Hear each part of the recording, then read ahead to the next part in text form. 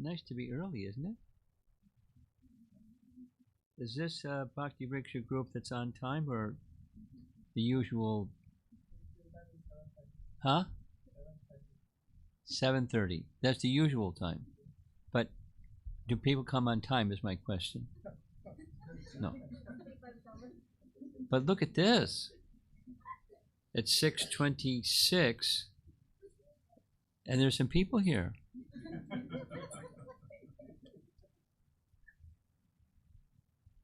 Well, thank you for being not only on time but a little early. There's a devotee I know in Minneapolis, Indian devotee, and he described the culture of America and the culture of India. When there's a meeting in work. No, he said, this is what he said. I mean, I don't know how it works, but he said, when there's a meeting, then the American persons, they show up 7 minutes ahead of time before the meeting starts. And if it's Indian people, I mean, it's not about business meeting, but just if there's a gathering, half an hour. Standard.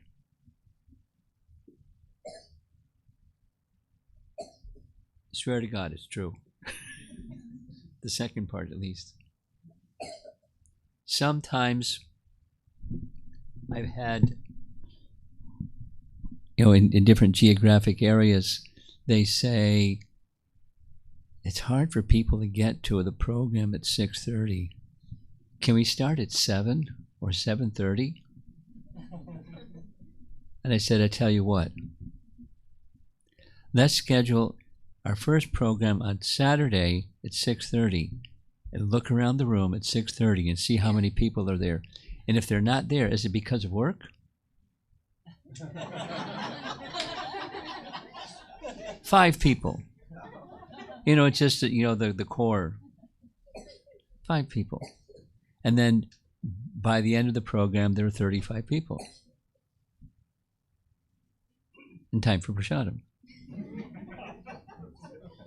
Or whatever it is, fashionably late, whatever it is. So my compliments to those of you that are not only on time, but even ahead of time. And just a little share, 2 little sharings. To get here, I started at 8 o'clock in the morning.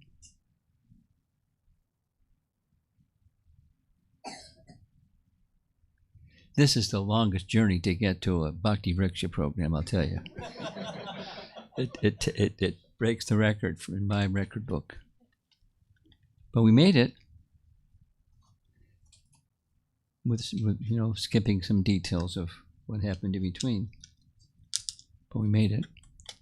And the second thing I want to share is I learned today that we're not supposed to call Gita Jayanti Gita Jayanti.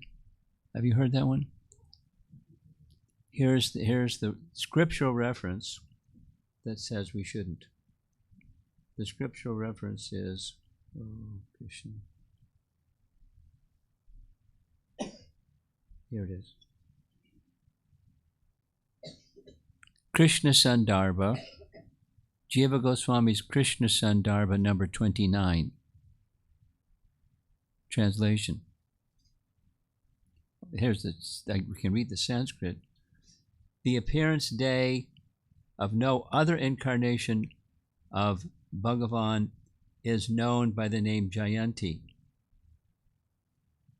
And this term is reserved only for Sri Krishna. Krishna Sandarbha, you can look it up later. Text 29. And from Hari Bhakti Vilas 1.5.331, translation, quote, Jayanti is the name of the 8th day of the dark fortnight aligned with the constellation named Rohini in the month of Bhadrapada, meaning it's Krishna's birthday. Krishna Jayanti. So we normally say Krishna Janmastami and Gita Jayanti. It's technical.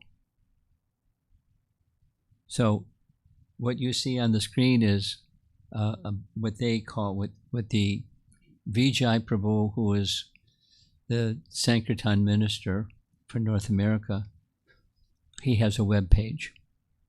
And one of the columns is banners. And this is the banner for Gita Jayanti. It's his creation. And it's not just him, it's all of us. It's Gita Jayanti, but technically it's a misnomer. So there are other nice names. On the flight, there was a passenger sitting next to me, a nice lady, middle-aged lady. And she said, the usual thing is, do you mind if I ask, are you a monk? She said instead, is there some meaning behind the way that you're dressed? Some significance? And I said, I've normally asked, are you a monk? But yeah, I'm a monk. And we've had a nice little conversation. Normally the question is, are you a Buddhist monk? And my answer is no, I'm a Krishna monk. Oh. So I was describing to her Mokshada Ekadasi. I didn't go into what's Ekadasi and what's Mokshada, but the day that Krishna spoke Bhagavad Gita. So we can call it Mokshada Ekadasi. Another suggestion was Gita Mahotsava. Utsava means festival. So when I got off the plane, she said, enjoy your nice event. And I said, it's a festival. So I'm happy to be participating in a festival with all of you. Gita Mahotsava. And, his banner, it's not just, distribute Bhagavad Gitas, read Bhagavad Gita, receive Bhagavad Gita, give Bhagavad Gita, sponsor Bhagavad Gita. That's, the book distribution ministry, wanting to see people do all of those things. I was searching, I couldn't find even like a best guess number of, since the beginning of the publication of Bhagavad Gitas, how many Bhagavad Gitas. And all I could get was how many languages. And it didn't say even how many, this is over 60. A lot of Bhagavad Gitas.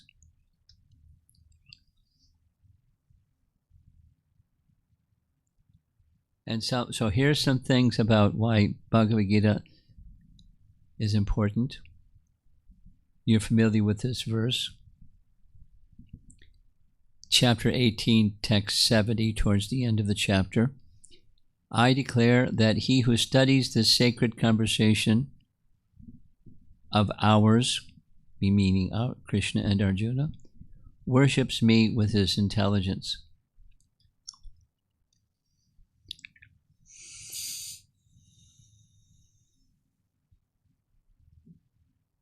Unfortunately, we don't have much intelligence. But the fortune is that once intelligence becomes purified or elevated just by bringing it in contact with Krishna's message of Bhagavad Gita.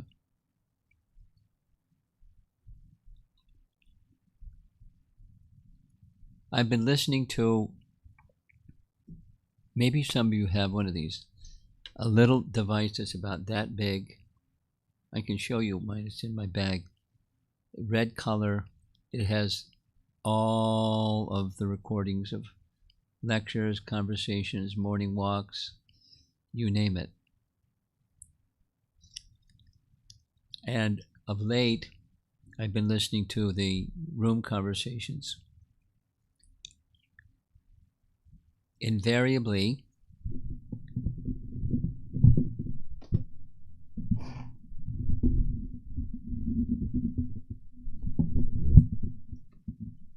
invariably, Srila Prabhupada had somebody sitting in the room, and he would be speaking, say something in Sanskrit from Bhagavad Gita, say, find the verse, and at least 5 to 8, sometimes 10 times in the course of a half-hour conversation, he's quoting Bhagavad Gita.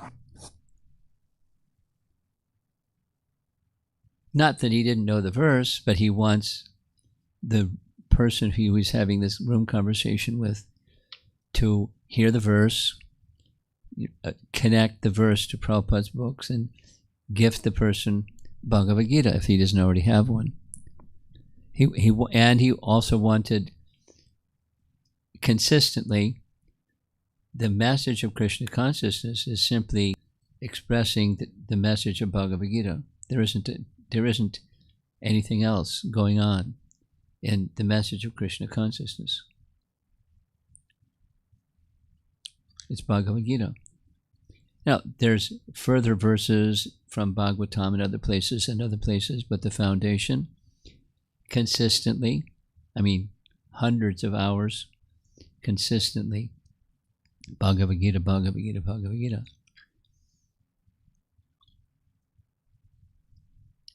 Such an important literature.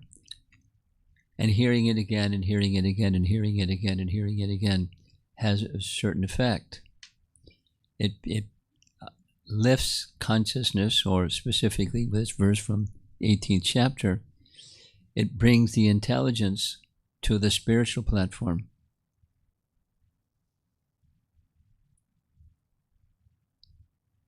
Here's a little photograph of people reading Bhagavad Gita.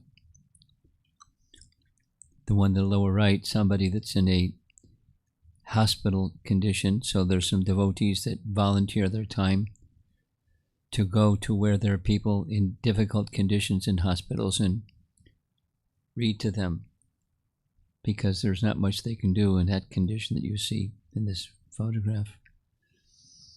And then so many other circumstances to read Bhagavad Gita.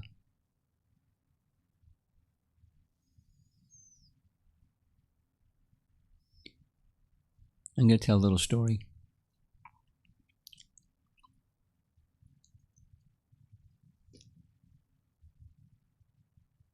There was a devotee, there's a man, Indian man, that visited the Bhaktivedanta Manor. And the devotee that received him, fortunately, received him very nicely and warmly, and some nice exchange. And he happened to ask the man, how did you get involved in coming to the temple?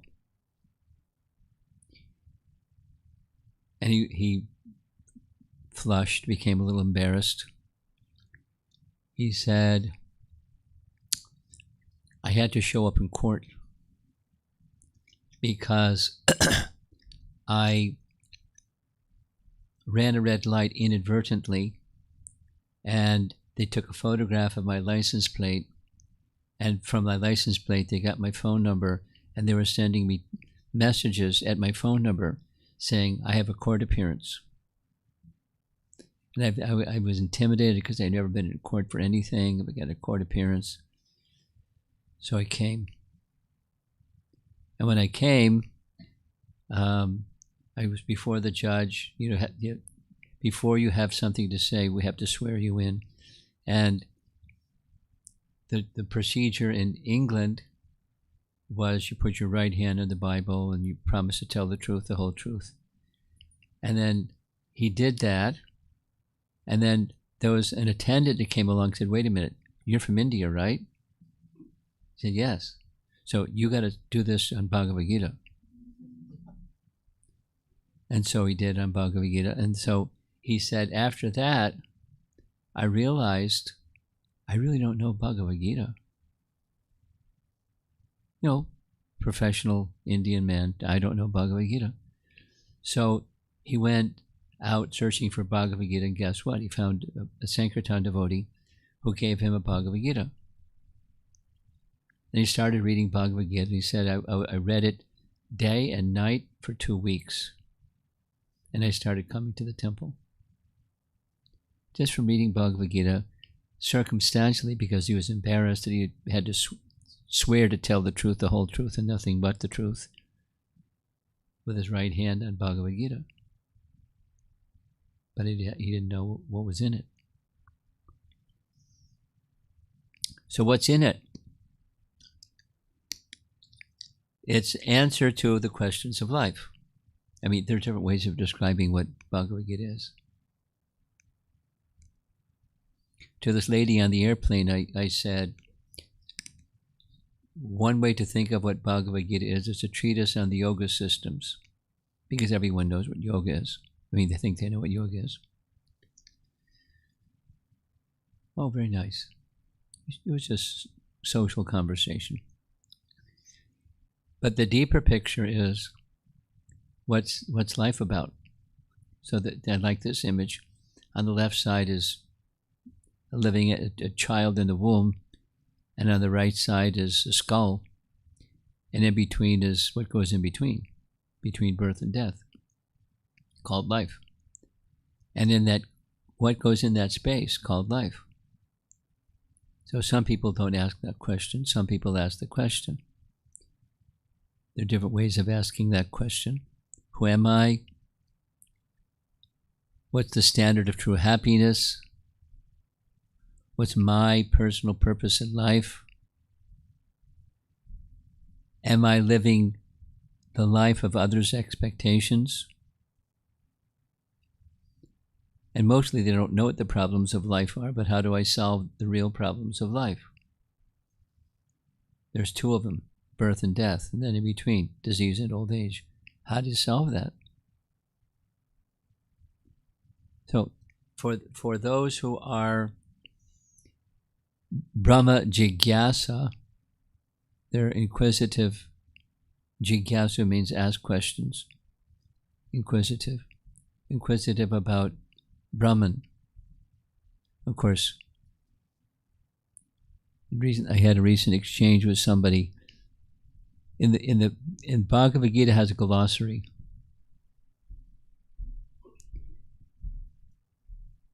Bhagavad Gita has a glossary, and in the Bhagavad Gita glossary, there's 4 different meanings of Brahman.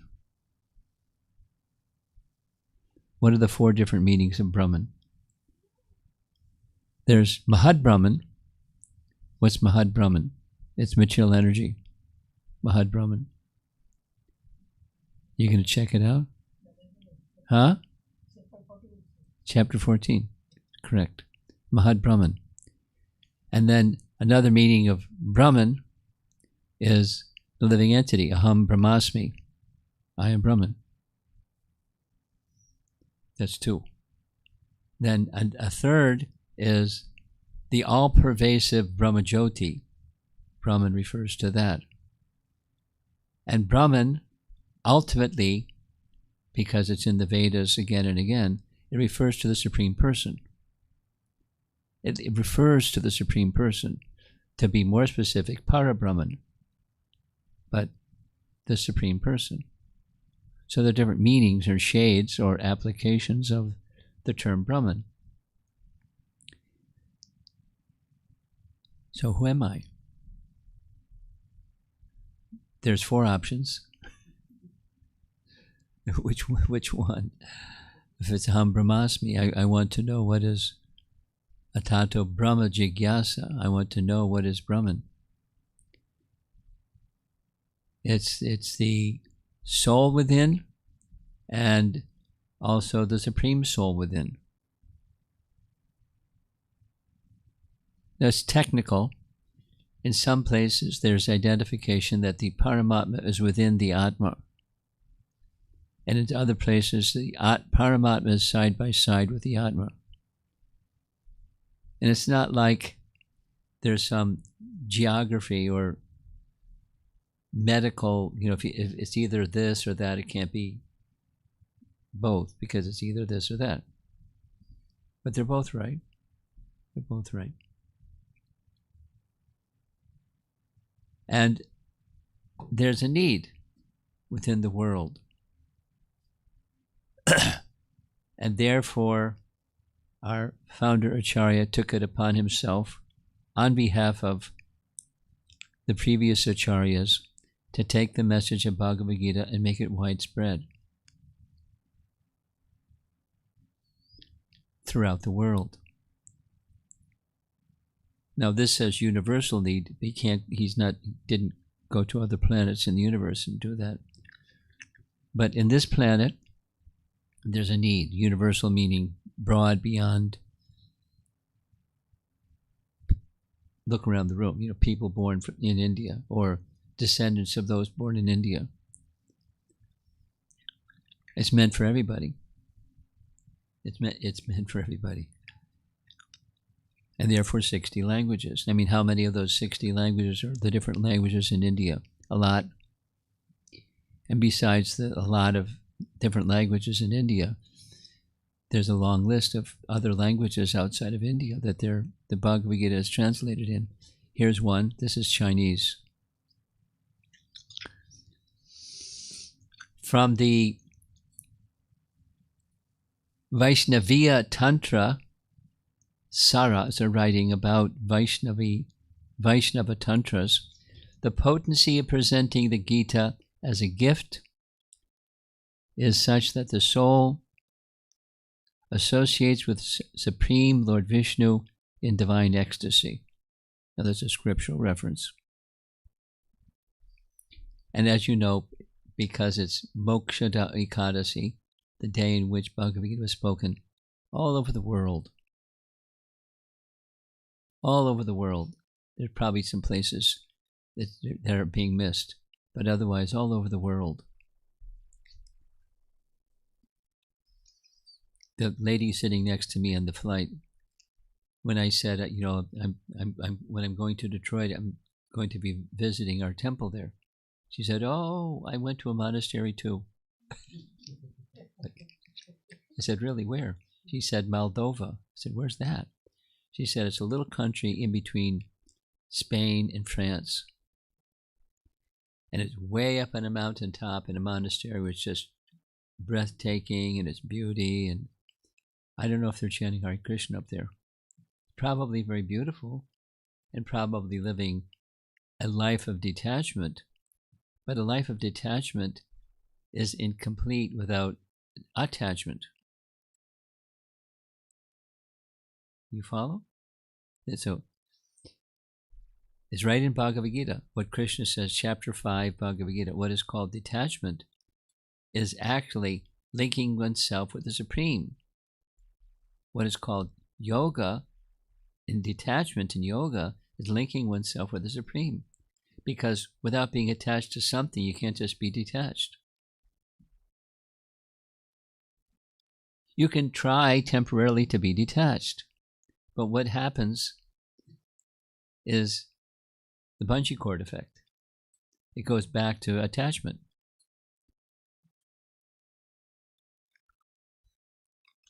So real detachment is attachment to the Supreme. And that's the teaching of Bhagavad Gita. And when there's attachment to the Supreme, something happens. Detachment is one of the things that happens, but a spiritual happiness is the other thing that happens. That's the Bhagavad Gita. Here's the English version of Bhagavad Gita. Here's another one of Vijay's banners. Preserve and propagate Vedic knowledge. This is same 18th chapter, just before verse 70 we read. There's no one more dear than he who explains the supreme secret to the devotees. He will be liberated, and in the end he will come back to me, Krishna, to Arjuna, and to us. Now, there are some documents that were supposed to be circulated. I don't know if they were circulated yet. Did you get this one? It's a PDF. If you didn't get, yes, you got it. If you didn't get it, complain. You didn't get it. Huh? Say it again? WhatsApp group. Okay. Ah, yes. I sent to Leela Purushottam. I said, make sure that the people who attend. He said, oh, it's easy. They have a WhatsApp group. So if you didn't get it, ask somebody as part of the WhatsApp group, and they can forward it to you. And what it is, this is a digital version, but there's a hyperlinked. You click on the where it says, so this is solving problems, or emotional problems, or anartha problems, unwanted things in the heart problems.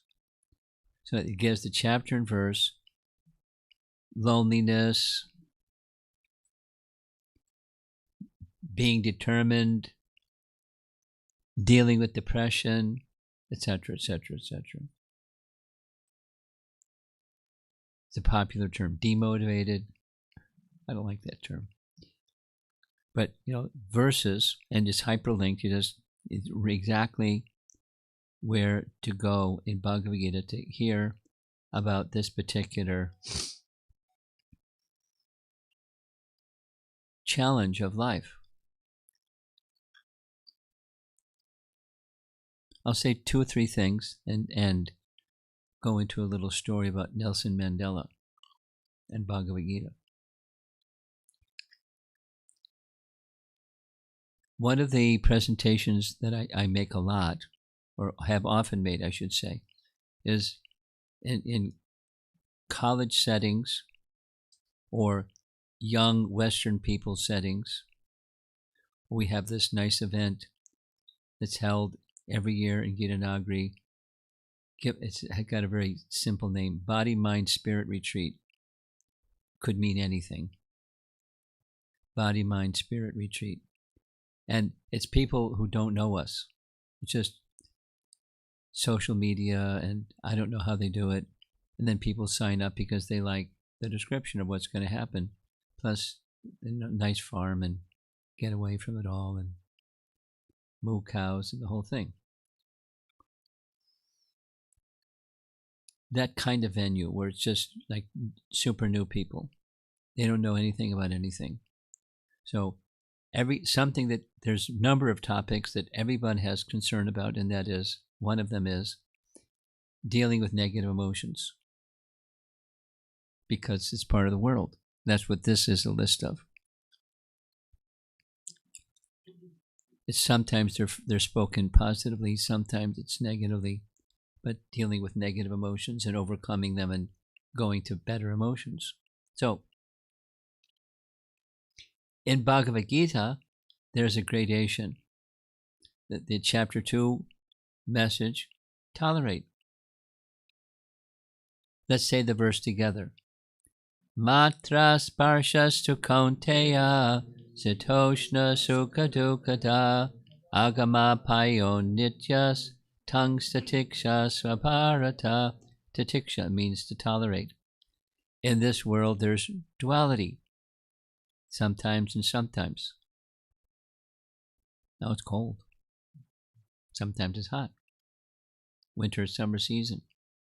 Sometimes there's happiness, sometimes there's distress. Sometimes there's honor, sometimes there's dishonor. Sometimes and sometimes. It's a place of duality. It's not going to stop.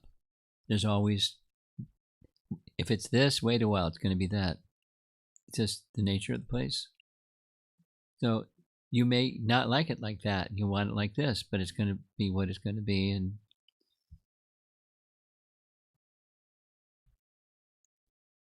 tolerate it. And tolerate it means you hit the pause button over here rather than investing in identifying with the covering.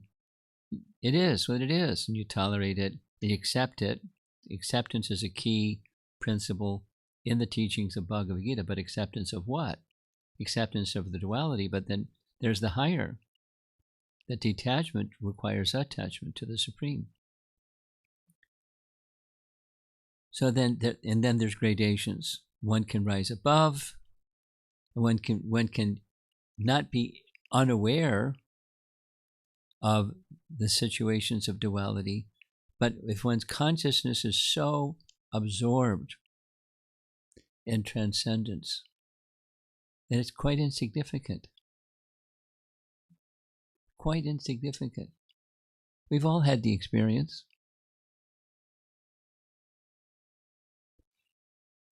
If you're not absorbed in transcendence, little things become obsessions. You know, a botheration, you got to do something about it, and you can't get your mind off it, and all that stuff.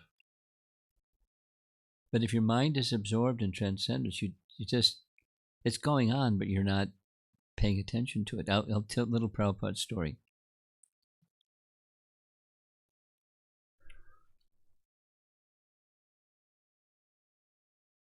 On the occasion of the installation of Krishna Balaram, Vrindavan, Krishna Balaram, Radhashama Sundar Gauratai installation, it was a 3-day function. Prabhupada very wisely requested Vishvambhara Goswami to oversee the installation, because he was the senior most amongst the Goswamis of Vrindavan, and they all looked up to him, and all the other Brahmanas looked up to those Goswamis of Vrindavan. So Vishvambhara was the number one person who knew about deity worship. He agreed to install Krishna Balaram. So in other words, afterwards they couldn't say, oh, these Western fellows. It was their own. So he 3-day thing. And I was watching to see, it followed all the rules without details. Meanwhile, Srila Prabhupada was sometimes coming, but sometimes in his room, in his darshan room. Those of you who have been to Vrindavan, Prabhupada's quarters, there's a darshan room. And he would sit behind a desk, and over, as you're looking at him, over to the left, there was like a fireplace. I never saw a fire going on in the fireplace, but they had built a fireplace. Black marble, kind of speckled black marble. And then he would go from the darshan room to his quarters, where he would do his other work. And at night, that's where he would do his translation, in that front room.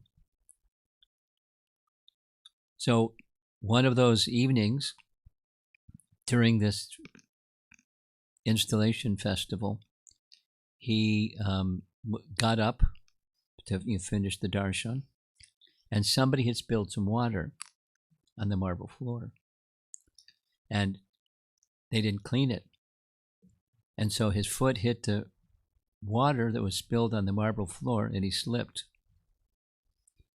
And he caught himself with his arms on the fireplace, but his ankle twisted. Now, I wasn't in the room because I was in the other room doing some other service, but I was told his first question was, who did this? And everyone's like, no one acknowledged that they did it.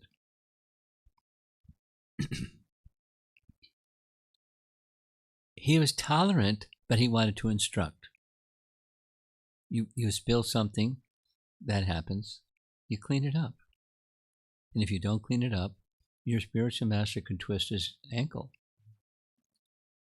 So when he got back to his room, he immediately requested materials for making a poultice. A poultice means some herbs, and they took some pestle and crushed the herbs and wrapped them not in cloth, but in leaves, because I saw it the next morning. The next morning was Bhagavatam class. And I sat right close by where he was giving the Bhagavatam class. And normally he would have his feet tucked under, but he couldn't. The ankle that got twisted was extended. One was under the rest of his body, but one was distended. And then I saw the poultice with the rope or string and the big leaves, to keep the poultice pressed on the swelling, to make the swelling go down.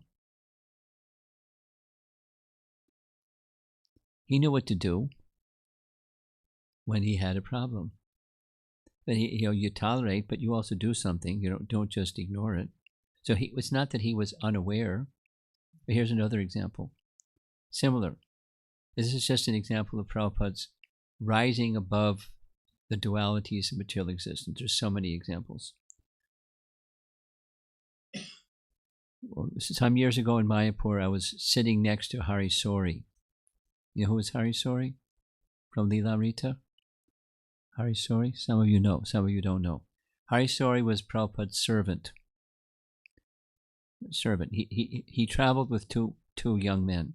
One was his secretary, and the other was his servant.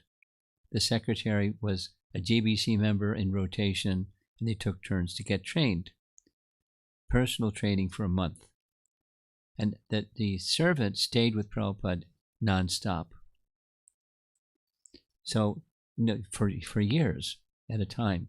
And Hari Sori had the best endurance record, because it's not easy to be in the presence of such a purifying personality and not flip, because it's intense, the purification.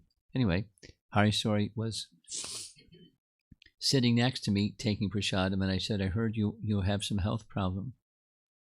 And he mentioned what the health problem was. It's getting better. Something to do with his liver, if I remember correctly. Hepatitis or something. And he's taking the right medicine and he's getting much better. But that was like 2 minutes. And then it was Prabhupada, because Hari Sori is like a gulab jamun. You touch a gulab jamun and juice comes out. There was Prabhupada juice. So he was speaking about Prabhupada's capacity to tolerate. 2 things he shared. One, this is while we're taking prasadam.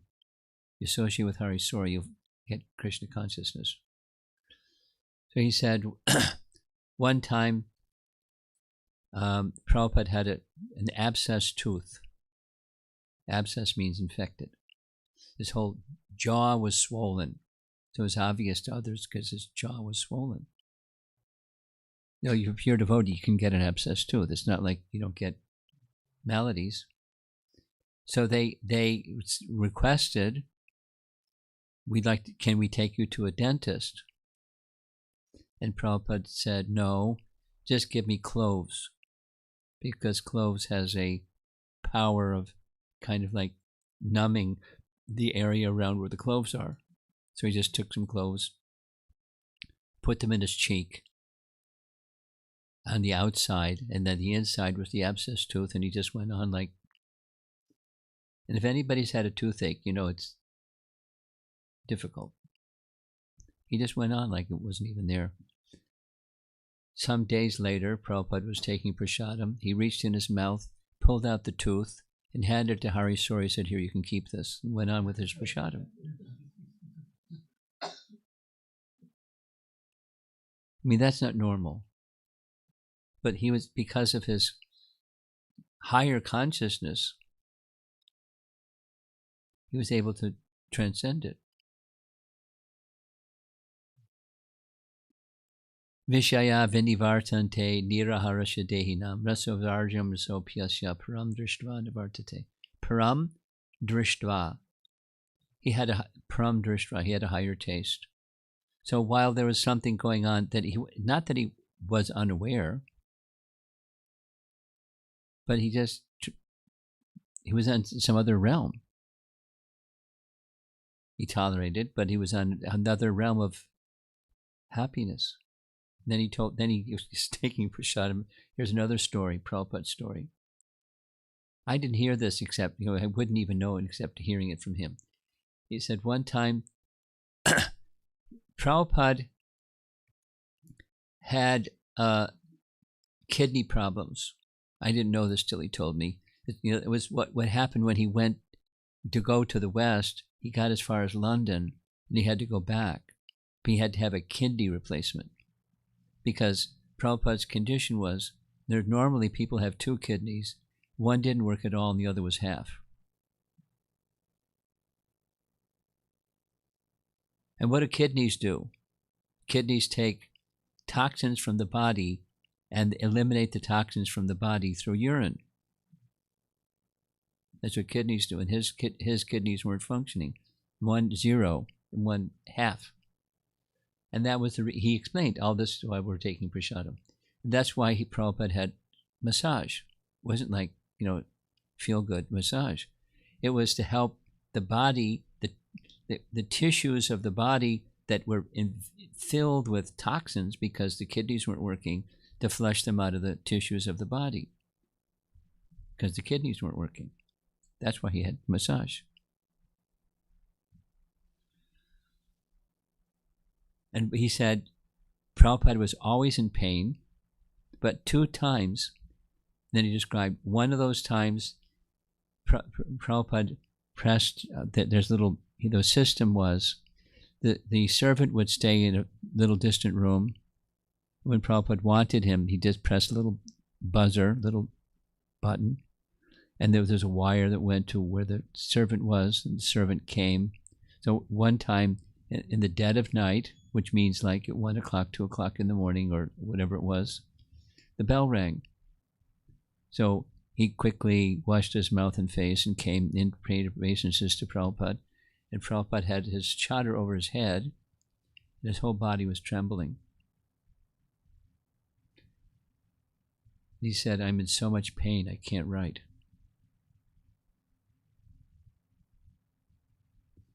And that was it. And he said this only happened one other time. Prabhupada was always in pain,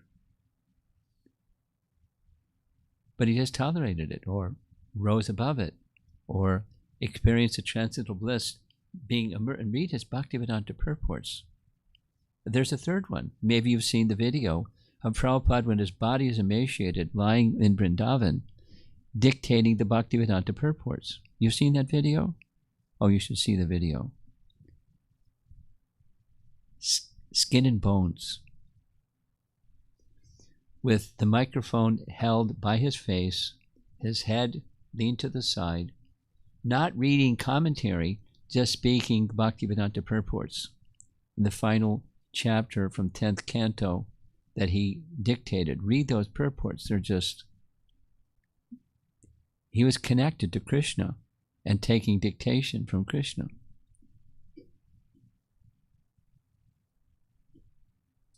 Was his body in pain? Absolutely. Was he transcendental to that pain? Absolutely. Is it possible? Absolutely. There's gradations to get there, and that's what these verses are indicating. And when you get your PDF, if you didn't already get it, you can do a little research. And I want to now go to another practical story, the story of Nelson Mandela in Bhagavad Gita. Do you know anyone not know who is Nelson Mandela? It needs a little who is Nelson Mandela story. You've heard his name. Yeah, so you know. Huh? The story you don't know. But what is he known for? He became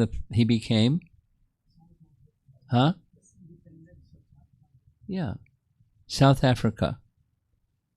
It brought about independence from the ruling people of the time. And he became the next, whatever it is, prime minister or president or whatever the title was, an elected official for the whole country. A black man became. So for 27 years, he was in prison. And there was a different kind of government for that period of time, the apartheid government. I don't know the details, but, discriminating against black people. And he was in favor of democracy. There's a lot of black people in South Africa, and democracy means they may want to have a black leader. But, apartheid people didn't want it. It's the white people, white supremacy kind of thing. So he was put in jail. And he wasn't just in jail, he was put in jail in a prison that is on an island. It's remote, from the mainland. And it was while he was imprisoned that he was introduced to Bhagavad Gita, because there was a fellow inmate who was of the same teaching, governmental, or whatever you want to call it, persuasion of how the country of South Africa should be ruled, and they were of the same view. So an Indian man was also put in prison. And here's a picture. He's standing, of course, later by the window when looking out at the sea. There's the lower right, is that was his sitting place, and slept on the floor. And taking a look from the other side of the bars of the prison cell. And what they had the prisoners do, it shows in the bottom left, they gave them big stones and a hammer and chisel, and they were supposed to take the hammer and chisel and make little pieces like powder of that big stone, and at the end of the day they take the powder and throw it in the sea. And that's what he did for 27 years. The purpose was mindless labor just to break their will. 27 years. That's a long time. So the place was Robin's Island, and there was an Indian lawyer, doesn't give his name here, but they were same political party, and it was this Indian lawyer that taught Nelson Mandela Bhagavad Gita and Bhagavad Gita verses. And they discussed the Bhagavad Gita verses back and forth, recited them back and forth, and maintained their sanity by very oppressive circumstance, by putting Bhagavad Gita in the center of their lives. And then later, Nelson Mandela became the principal leader of all of South Africa. When that happened, he went to a temple in South Africa. That was 1992, his first visit to an ISKCON temple. And he heard what Prabhupada had done to spread Bhagavad Gita's message all the way to South Africa. And then he started inquiring about his life. And he was amazed at how rapidly all over the world Bhagavad Gita's message had spread. Since he already had an appreciation for Bhagavad Gita,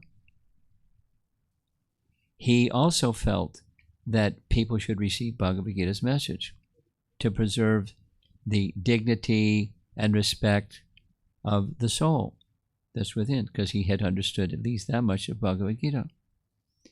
Some years passed, and he met Bhaktitirtha Swami, because Bhaktitirtha Swami also visited South Africa. And when he met Bhaktitirtha Swami, Nelson Mandela, he was speaking with him and quoting Bhagavad Gita, and Nelson Mandela finished the verse that he started to recite. And he was like, what? Where'd you learn all this? You know the Gita? Mandela, try me. So back and forth and back and forth and back and forth. And he personally narrated, Nelson Mandela, that Bhagavad Gita preserved his sanity, because there was that hyperlinked list of negative emotions and how to deal with them. It was, in practical terms. He wasn't like a Hare Krishna ISKCON Bhakta from India. He was who he was, but he learned from someone that knew something of Bhagavad Gita. I mean, a lawyer, what a lawyer knows something. And through that, he developed affinity, and then affinity for Prabhupada's presenting Bhagavad Gita all around the world. And his interest, one of his principal interests, was helping to build a better future for the people of South Africa. And so he did many things to help help ISKCON. You see in the back, Hare Krishna Food for Life, paying his obeisances on the right side before the deities in one of the temples. Here's a photograph of Indradumna Swami giving him some books on the occasion of Diwali, and their Rath Yatra, and so forth and so on. If something that Prabhupada, in the mission of our founder Acharya, he wanted everybody, but he also wanted two groups, intellectuals and leaders. Now, some intellectuals are both, some leaders are both. Generally, neither. Intellectuals are not really intellectuals. But anyway, he wanted those persons to be exposed to Bhagavad Gita's message. So he has spent, I've been these room conversations, all kinds of different people. And he would invest lots of time, as busy and busy as he was. He invested because he had a vision that these people, yad acharati shreshtas tate ebitarorjana, the shrestha, those who are the best of mankind, people will follow them if they can capture the message. Now, Nelson Mandela is one who captured the message. Little quote: real individuality and real freedom are not possible as long as one holds a material conception of life. That's a quote from Srila Prabhupada, purport in Bhagavad Gita. And largely people are identifying with matter. I have these little visual things I like. So here's a visual thing. There's an eggshell. And somehow the eggshell has a crack in it. And from the crack in it, some light is going out. To me, that means like consciousness is of the soul, and consciousness of the soul extends out through the senses. Not just sight, but you can hear the fan, hearing, smelling. The senses are animated by the presence of the conscious self within, and that consciousness spreads, and it's perceivable, it's understandable, and then the goal is this one, where the consciousness is actually perceived as having its own substance, different from the covering. Now, I'm almost done. I promise you. I like this quote. It's an Albert Einstein quote. You can never solve a problem on the level on which it was created. So to move to the position that it's not created from, that's Bhagavad Gita. Bhagavad Gita is interested in solving problems, but not cosmetic ones, not cosmetic solutions, but permanent solutions. Like that image of between birth and death. What goes in the middle? Life. And there's problems. Besides, there's death. And then again, birth, we don't know where. There's disease and old age. And what's being done? So medical science trying to help, but it's not going to solve the problem. Some progress in medicine, but it's not solving the problem. And is it possible to solve that problem? Yes, but it's not by adjusting the circumstances. That's material life. There's a problem, you adjust things as best you can and make the problem less. Like Prabhupada putting the poultice around his ankle was swollen. It wasn't the normal size, it was swollen. So it can do something to bring down the swelling. But what about not having to have another material body that gets disease and old age and death? That's the solution of Bhagavad Gita. So the problems are created by what? Problems are created by misuse of free will. The problem isn't that we have free will. You can't anesthetize free will. You can try, but then when the anesthesia wears off, then it's there again. So it's always there, even if it's anesthetized. So free will is intrinsic to who we are. But when it's misused, that creates the problem. So how do you correct that problem? By proper use of free will. And what's proper use of free will? Without this descending knowledge of Krishna coming and giving the message of Bhagavad Gita, that's Mokshada Ekadasi. Krishna spoke Bhagavad Gita to bring to the world knowledge that it had forgotten. Exactly.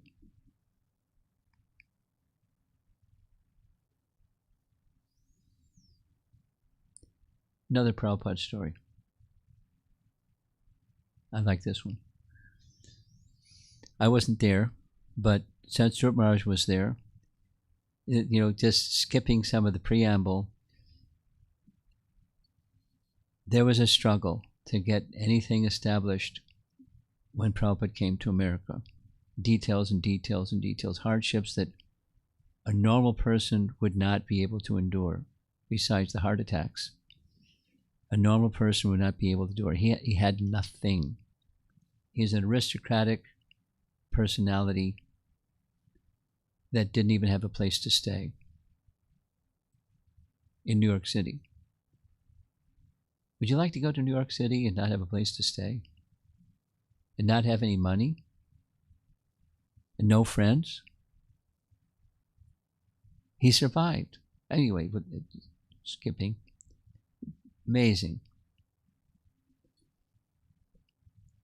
When he was in India, he had a contact that had a friend. In India, had a contact that had a friend that was living in New York City. The friend was Dr. Mishra. So through his friend, he had asked his friend to contact Dr. Mishra and asked Dr. Mishra if he could help him. He asked hundreds of people things, so Dr. Mishra supplied him an office room to stay in New York City on 72nd Street on the west side. In that office room, there was no toilet, there's no kitchen, there's no running water. Prabhupada had to wait each morning, doing whatever he was doing some translating most likely, and then in the winter weather, walk down the street to Dr. Mishra's home, use his toilet, use his shower, use his kitchen, and cook for himself and Dr. Mishra and offer to Krishna. And he did that for a long time. I mean, anyway, it's like incredible, the austerities, the difficulties he endured. And after some time, there was some little following. So he had an apartment in the backside of a little patio area and the 26 Second Avenue storefront. So they started having every 3 nights a week kirtan, Bhagavad Gita, kirtan prasadam. Prabhupada cooked for whoever came because nobody knew how to cook. He cooked. He was their cook. And after some time, the numbers grew, and Brahmananda said, "This is so wonderful. Do you think it's okay if we could take this out into the public?" And Prabhupada said, "I was just waiting for you to ask." He said, "Yes, let's go. But you have to get a permit because I don't want to have a problem with the police." They got a permit to go to Tompkins Square Park. And that first day, marching the whole assembly of the people that were at 26 Second Avenue down the street to Tompkins Square Park. They sat under an elm tree and chanted for 3 hours. People that knew nothing about nothing. And then, according to Satsvarup Maharaj, Prabhupada stood at the end of the 3 hours. There was a big crowd of people like, what's this? Prabhupada stood up. There's a celebrated photograph. There was in each village other. Prabhupada standing very serious looking. Maybe you've seen the photo. Behind is this church and the church steeple. And you know, a drum roll and trumpet. You know, if you imagine you're a world acharya and you're going to speak to the public for the first time, what are you going to say? Close your eyes and imagine you're a world acharya. What are you going to say? And this is what Prabhupada said. I've not come to teach something new. I've come to remind you of that which you have forgotten.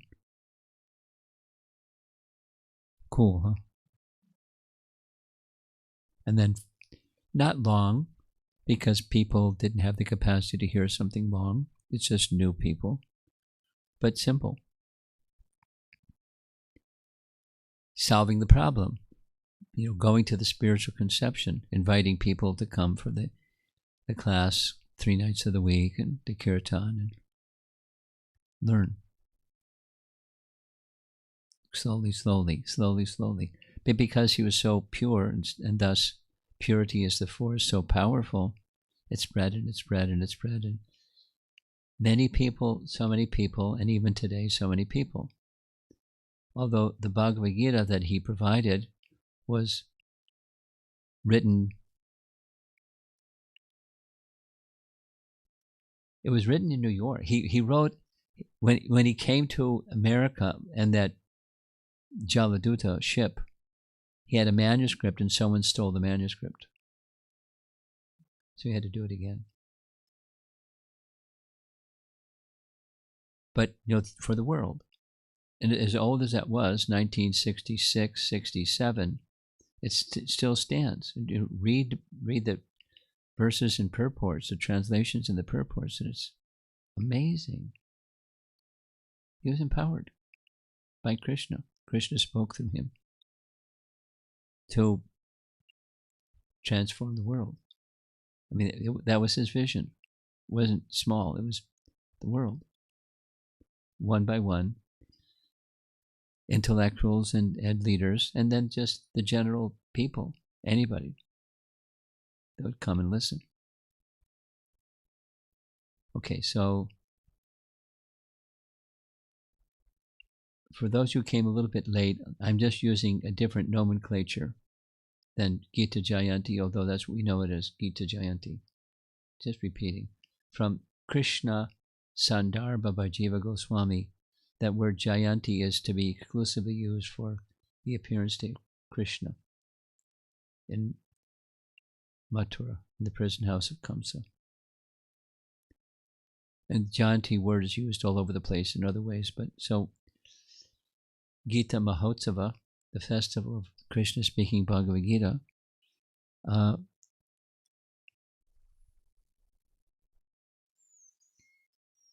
many of you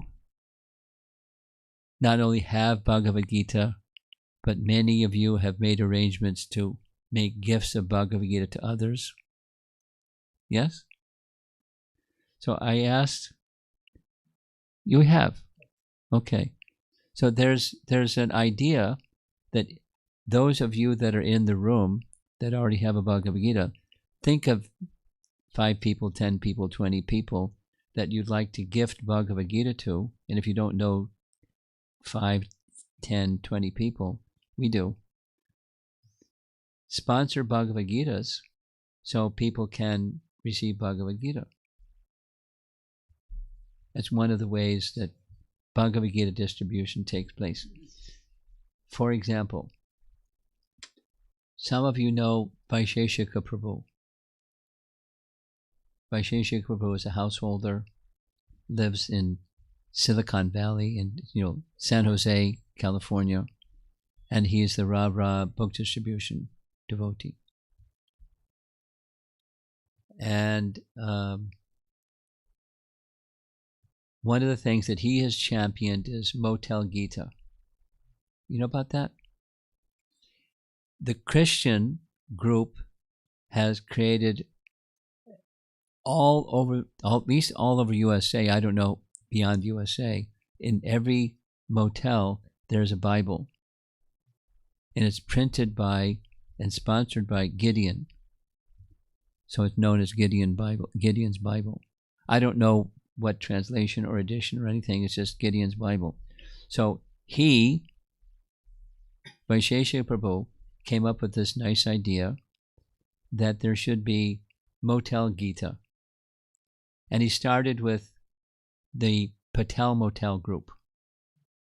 Many of you know, many Patel families have motels. So he went and did that circuit, and so beyond and beyond. And then he wanted to follow up and see, do people actually read it? So he asked them to monitor. And, because sometimes people would steal it, and sometimes people would ask, can I keep it with me? So he just did kind of a survey, and it gets read. Like this fellow that bought a Bhagavad Gita because he had to take an oath in court. I'll tell the truth, the whole truth, and nothing but the truth, so help me Krishna. Without knowing what's in Bhagavad Gita. So different stories can be there, how people can start reading Bhagavad Gita. There's many to say, and it isn't the right time or place to do all that. How people can get started in Bhagavad Gita can be many, many, many. But if we make Bhagavad Gita available to people in a very liberal way, somehow it'll get read. There's so many stories. People left the Bhagavad Gita, and that somebody found the Bhagavad Gita, and they were feeling sad, and they started reading Bhagavad Gita, and the light went on, and they became devotees. I mean, Krishna has mysterious ways that he works. So the idea, the principle, the concept is, on the occasion of Mokshada Ekadasi, when Krishna spoke Bhagavad Gita, consider how you can assist our founder Acharya in his mission of flooding the world with Bhagavad Gita. I mean, we're little people. We can't flood the world, but we can expand the flood to some degree. And it's our little part of the mission of our founder Acharya. So I'm on my soapbox here saying, rah, rah, team. Let's help Prabhupada with his mission. So I asked Leela Smarana to come up with a plan where people can sponsor this many, that many, the other many, and this price, that price for soft Gita, hard Gita. So he's got something up his sleeve. I don't even know what it is. Go ahead. So one of these gift sets they made in a nice wrapper, which you can give to your friends, people you know. And there is a small Bhagavad Gita, small soft Bhagavad Gita, along with some gifts, along with some other books, small books. That's $10. You can buy as many as you like and give to your friends, just like as it is. Then there are big ones which has a hardbound Bhagavad Gita. That's $15, which also has hardbound Bhagavad Gita and some small books. So that's also in a company gift set. Additionally, you can just buy at a discounted price. Soft Bhagavad Gita is $7, hardbound is $10. That's not wrapped. You can buy as many as you want to and give it to your friends. Or if you like us to distribute on your behalf, that's another thing you can do. You can just sponsor a whole box. That whole box is, let me get the price. How many in a box? Whole box is $120 for soft bound and $160 for hard bound. That's 10 in a box. Okay, 16 in a box. 16 in a box. So you can buy the whole box of Bhagavad Gita on this day. You can either distribute it yourself or give it to us, and the devotees who do Sankirtan, they will distribute on your behalf, whatever they do. So these are all the offerings. So I'm really bad at being the auctioneer. But I've seen Vaisheshika Prabhu do it, and he's really good at it, and I'm not good at it. It's not my thing. But you get the message. Does somebody want to do the cheerleader auctioneer thing?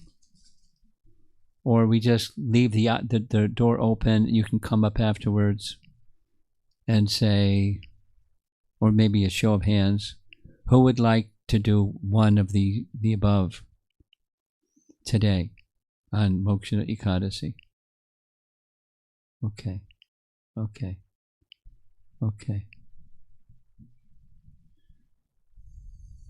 It's an auspicious day, not only in Ekadasi, but the day Krishna spoke Bhagavad Gita. And at least for me, that what's in here is the mission of our founder Acharya. It was very dear to him.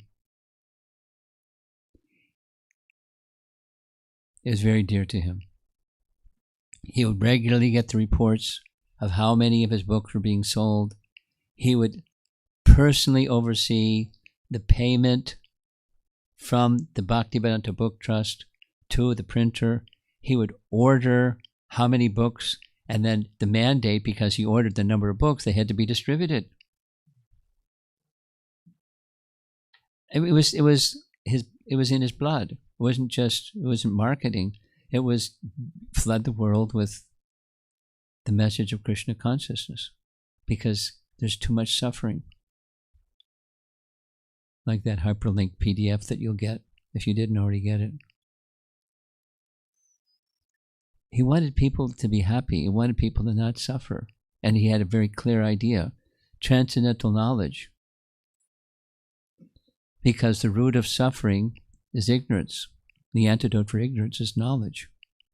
At least they should have an opportunity. And then the interesting thing is, the magic starts to happen when the knowledge is out there. People we don't have a clue who they are can benefit enormously. The lives can completely change. There's so many stories. Anecdotal stories. And one by one. Then this person gives to that person, gives to another person. People so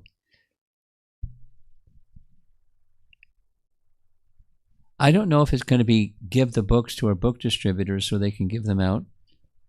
There's so many things to do. So consider. So that's my Ra Ra Sis Boom Ba story for tonight. And if you raised your hand, or if you didn't raise your hand, you think it's a nice idea, they can see you? Okay? And he'll do the needful, see that you get your box of books, or get your this many wrapped ones, or that one wrapped ones. Krishna speaking Bhagavad Gita. Now, when I planned to be in Detroit today, it wasn't on my radar screen that today's Gita Jayanti. As soon as it hit, oh, wait a minute, Friday's Gita Jayanti. We have to speak about Bhagavad Gita. And then I asked him, come up with a plan. I'm happy to be here. I'm happy all you could come. Please help our founder Acharya with his mission to your capacity.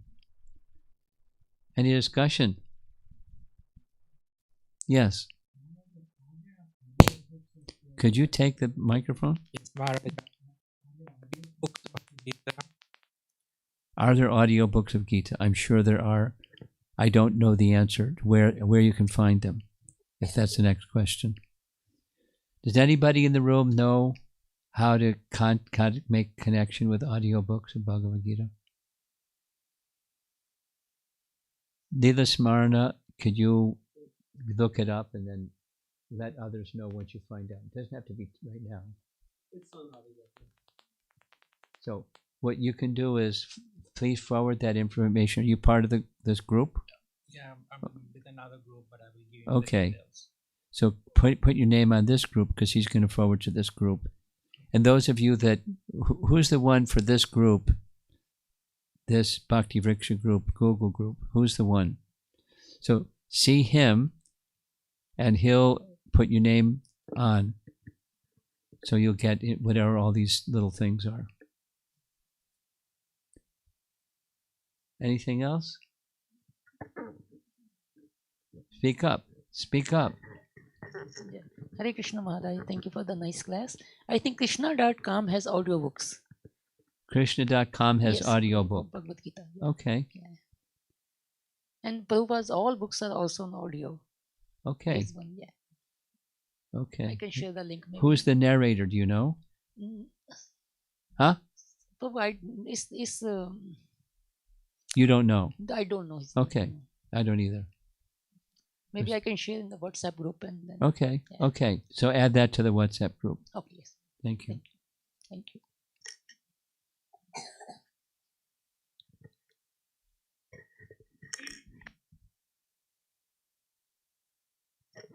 Krishna Maharaj, thank you very much for enlightening us with the the importance of Bhagavad Gita. Maharaj, I would like to request you to share how you kind of got in touch with Bhagavad Gita, or like Okay. your story of. Oh, it's a nice story. Thank you. I like this nice story.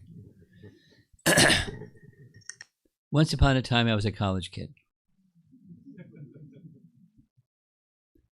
And I had a philosophy professor who I developed a friendship with outside of class. It was really nice. And one of the things that we did together was he took me to the pottery room and explained to me, because he's a philosopher, not just pottery maker, how it helped him center himself. Putting the glob of clay in the wheel, spin the wheel, and to make a pot, you have to have the clay centered. So emotionally and intellectually and otherwise, it helped him to be centered. So I learned how to do that.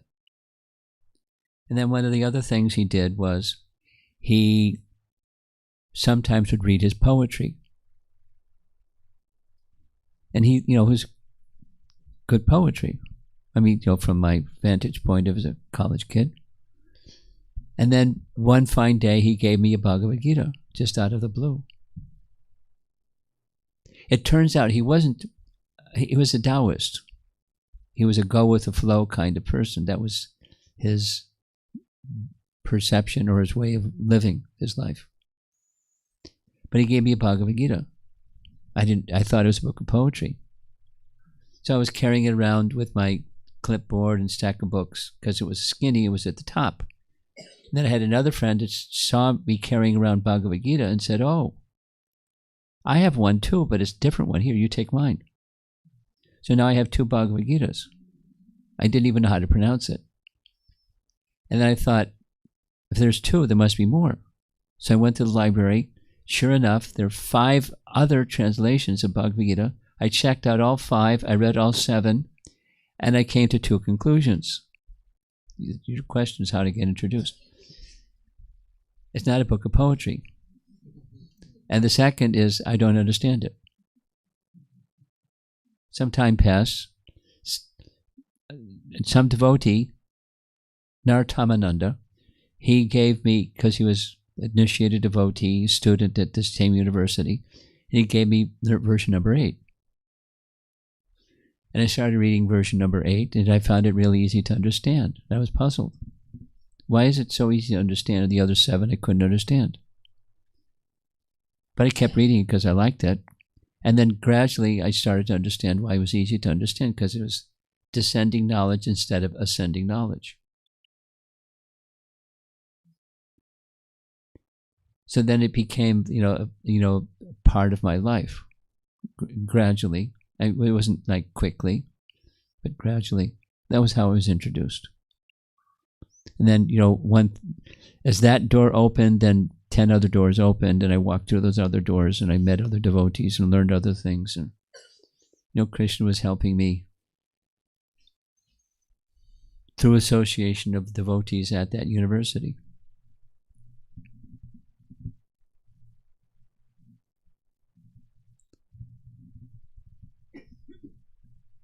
Anything else?